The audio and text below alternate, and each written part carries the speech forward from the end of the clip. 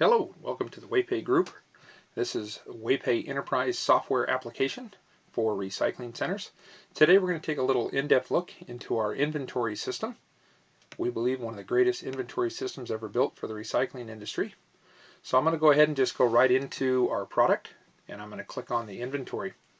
You're going to notice I can go in here. Let me just collapse all that so I can kind of roll the inventory up to the group so that we can just see group levels. We can see how much aluminum we have total as a group, how much batteries, brass, copper, etc. So you can see this inventory is set up for a scrap metal system. Allows us to see the total net, the unit of measure, which of course, as you can see, that we can change this unit of measure to any unit of measure if you want to view your inventory in the tons, what have you.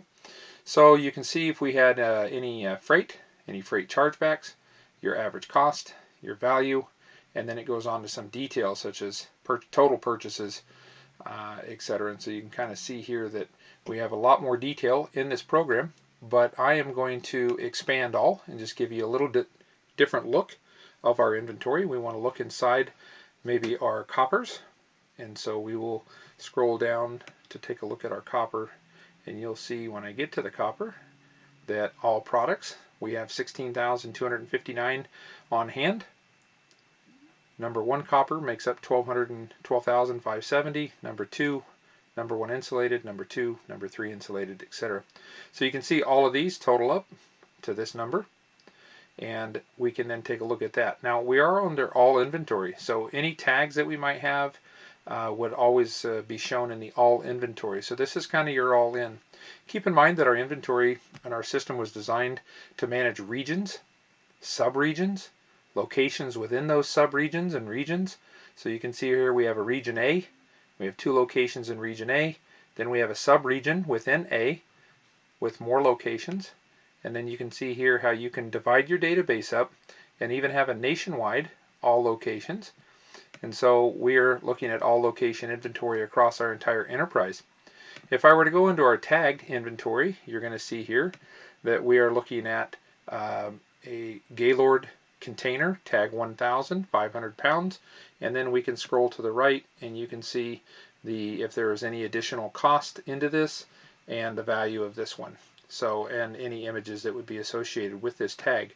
So you have full image capabilities built right into your inventory system that includes all of your prepared tags. Now I can go to just look at on hand, which was here as well, but this included tag, this included prepared status, unprepared status, and all the different statuses that we would have, where when I go into on hand, I'm taking away the tags, and now I'm just looking at my ferrous inventory or my non-ferrous inventory, and you can see here how we break it up and show you the different values that are in your on-hand inventory. If I continue to tab over, you're going to notice that I'm looking at my in-transit inventory. This is my inventory that is on the road. This tells you the ticket number, the outbound ticket number, the hauler, and the weight that is on the road right now. And then of course we can go over here and look at our sold inventory. This would tell us that we sold some aluminum extrusion. We sold it to this company. It was shipped on this date. This was the ticket, this was the weight, and this was the value that's on the road or that was sold. And so you can see here that we also have a contract. This one was not sold on the contract, but we do have full contract capability for both purchases and sales contracts and fulfillments, etc. We'll cover that in another video. So just real quickly, you can look at all your inventory across all your statuses. So you'll notice you got your unprepared statuses. You have prepared loose under HMS 1, and so you can buy prepared, you can buy it unprepared, and then of course we have a full regrade system, which we'll be looking at here in a few minutes.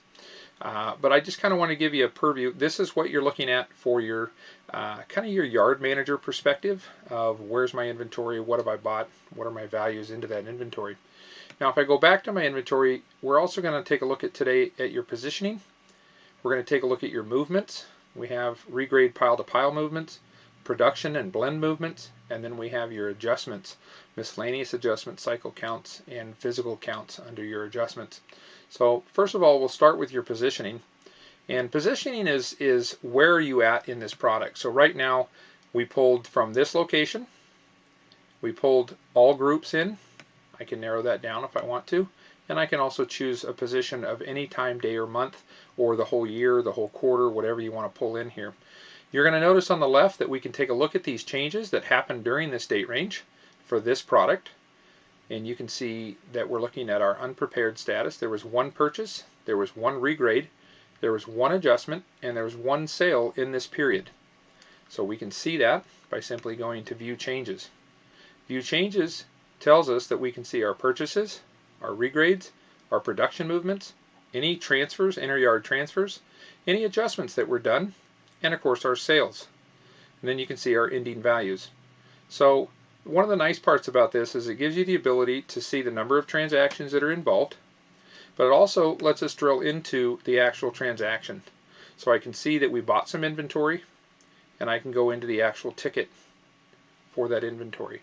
Each one of these movements are stored, so I can look at my regrade movements, my production movements, my sales, and it's really easy to drill into a product and look at the corresponding transactions of what happened, when your inventory went up, when your inventory went down, etc.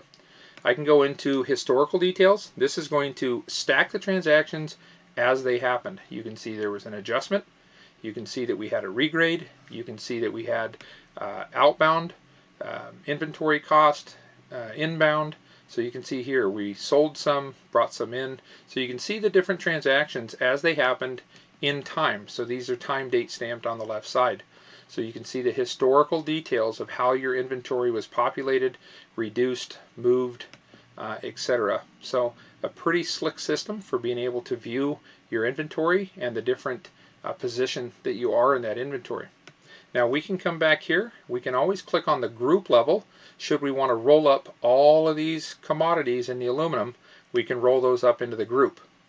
So now we're looking at group inventory, all my aluminums, and now I'm looking at my group averages. So you can see there's 12 transactions now that were purchases during this date range of the 1st to the 28th. And then you can see the regrades, any production movements, any transfers, any adjustments, and any sales that happened during that period. And you can see your starting value. We started this database at the beginning of the month with nothing in it. And you can see what was added at the end of the month and what my total average is at the end for all 21 transactions. Once again, we can see those 21 transactions, and we can drill into the finer details of all the different averages, and the tickets behind those averages can be drilled into it. So this inventory is designed for the company that is going to track their inventory through regrades, productions, adjustments, etc. So that's a quick look at our inventory positioning. If I do go into our movements, we can go into a regrade pile to pile, but for this video I'm going to keep it short since we all understand that this is moving a product from A to B. So I might take 100 pounds out of copper number 2 and put it into copper number 1, pretty simply. One of the advantages of our system is that we allow you to trade or move that inventory in the material average cost, or you can utilize the group average cost. So it just depends on how you like to track your inventories. But I'm just going to go to adjustments and show you here that we have the ability to look at our adjustments. And so these are the ones I spoke about. Miscellaneous adjustment.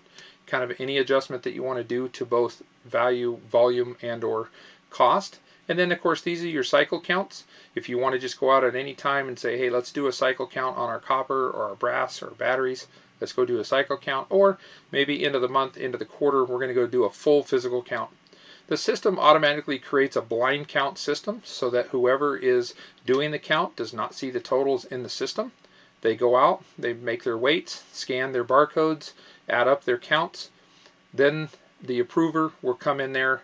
They'll be able to see what the yard personnel, yard manager, inventory manager was able to physically see in the yard. They can compare that and then either approve it. So you'll see the different total requests, total created, total submitted, total approved, total rejected. So these are all filters as well, so we can drill into different types.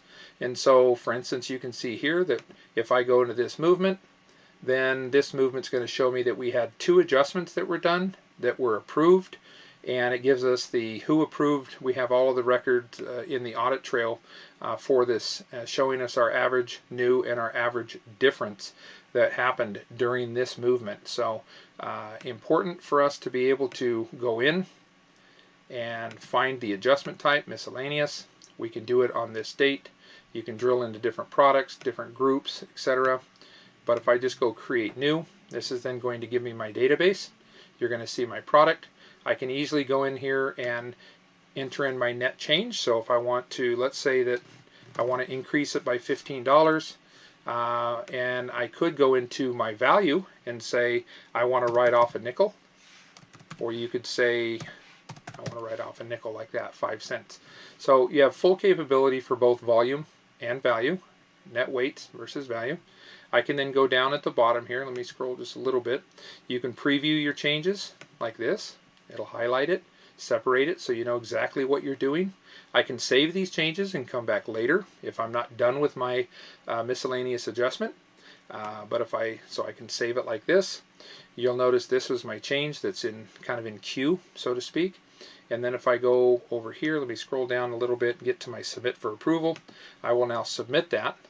Now the individual that created the submitted this for approval cannot approve it. It needs to be another user that would log in and approve for the individual. So we do have segregation of duty and work controls. So that kind of gives you a brief overview of our inventory positioning, and inventory movements. In a later video, we'll come back and go through our pile to pile and our production blends.